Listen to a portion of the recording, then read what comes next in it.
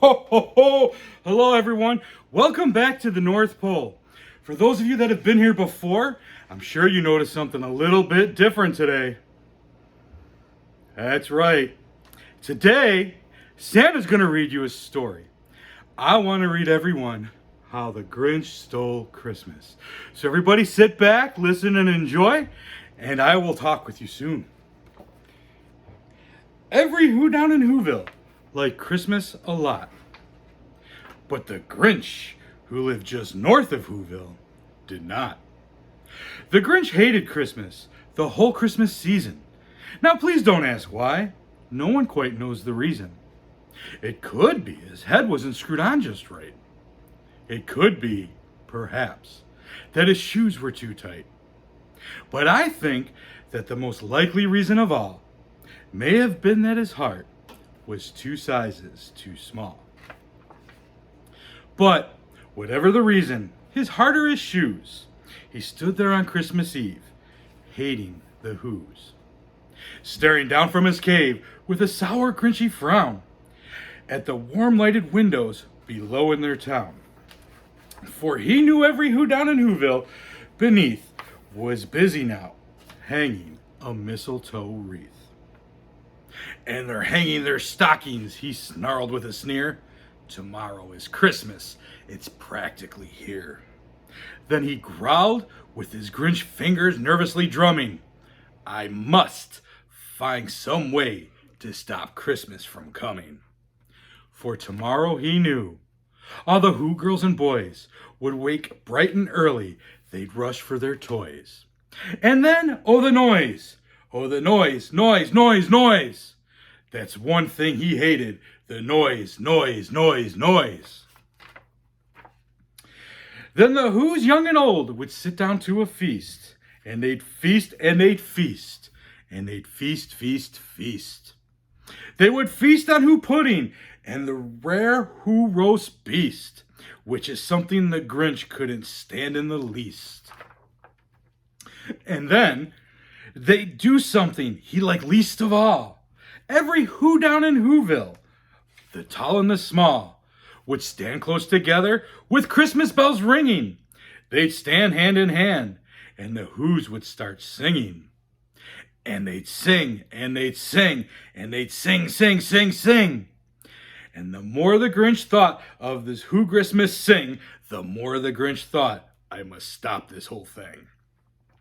Why, for 53 years I've put up with it now. I must stop this Christmas from coming. But how? Then he got an idea, an awful idea. The Grinch got a wonderful, awful idea.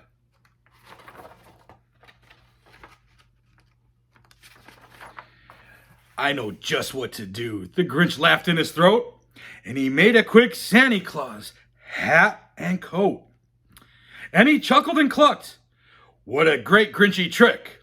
With this coat and this hat, I just look like Saint Nick. All I need is a reindeer, the Grinch looked around. But since reindeer are scarce, there were none to be found. Did that stop the old Grinch? No, the Grinch simply said, if I can't find a reindeer, I'll make one instead. So he called his dog Max. Then he took some red thread and he tied a big horn on the top of his head. Then he loaded some bags and some old empty sacks on a ramshackle sleigh and he hitched up old Max. The Grinch then said, giddy up, and the sleigh started down toward the homes where the Who's lay a snooze in their town. All their windows were dark, quiet filled with the air. All the Who's were all dreaming with sweet dreams without care. When he came to the first little house on the square, this is stop number 1, the old Grinchy Claus hissed, and he climbed to the roof, empty bags in his fist. Then he slid down the chimney, a rather tight pinch. But if Santa could do it, then so could the Grinch. He got stuck only once, for a moment or two. Then he stuck his head out of the fireplace flue, where the little Who stockings all hung in a row. These stockings, he grinned, are the first things to go. Then he slithered and slunk, with a smile most unpleasant, around the whole room, and he took every present. Pop guns and bicycles, roller skates, drums, checkerboards, tricycles, popcorn and plums. And he stuffed them in bags. Then the Grinch very nimbly stuffed all the bags, one by one, up the chimney. Then he slunk to the icebox. He took the Who's feast. He took the Who pudding, and he took the roast beast. He cleaned out that ice book as quick as a flash. Why, that Grinch even took their last can of Who hash. Then he stuffed all the food up the chimney with glee, and now, grinned the Grinch, I will stuff up the tree.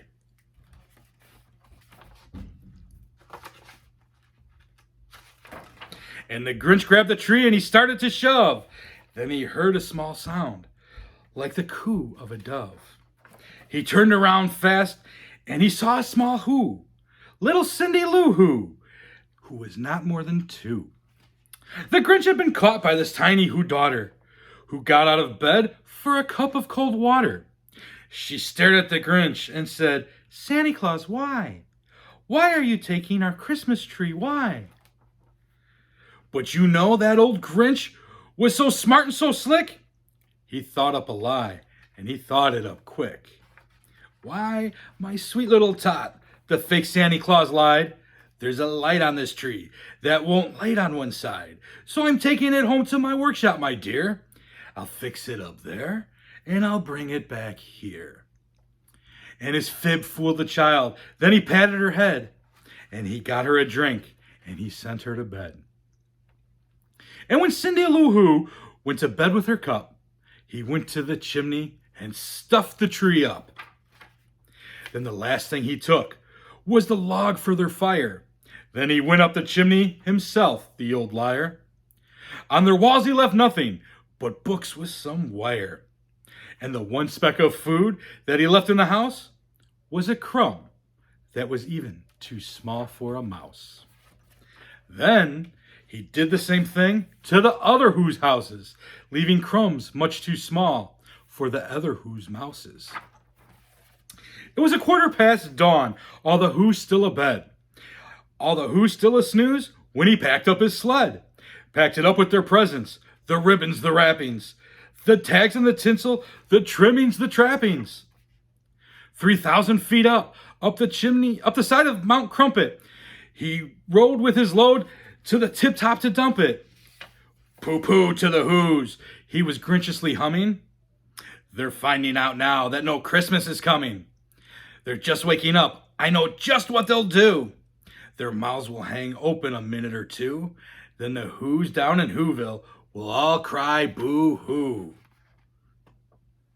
That's a noise, grinned the Grinch, that I simply must hear. So he paused and the Grinch put his hand to his ear. And he did hear a sound rising over the snow. It started in low, then it started to grow. But the sound wasn't sad. Why, this sound sounded merry. It couldn't be so, but it was merry very. He stared down at Whoville. The Grinch popped his eyes. Then he shook. What he saw was a shocking surprise. Every Who down in Whoville, the tall and the small, was singing without any presents at all. He hadn't stopped Christmas from coming. It came. Somehow or other, it came just the same. And the Grinch with his Grinch feet ice cold in the snow stood puzzled and puzzling. How could it be so? It came without ribbons. It came without tags. It came without packages, boxes, or bags.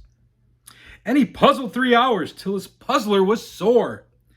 Then the Grinch thought of something he hadn't before. Maybe Christmas, he thought, doesn't come from a store. Maybe Christmas, perhaps, means a little bit more. And what happened then? Well, in Whoville they say that the Grinch's small heart grew 3 sizes that day.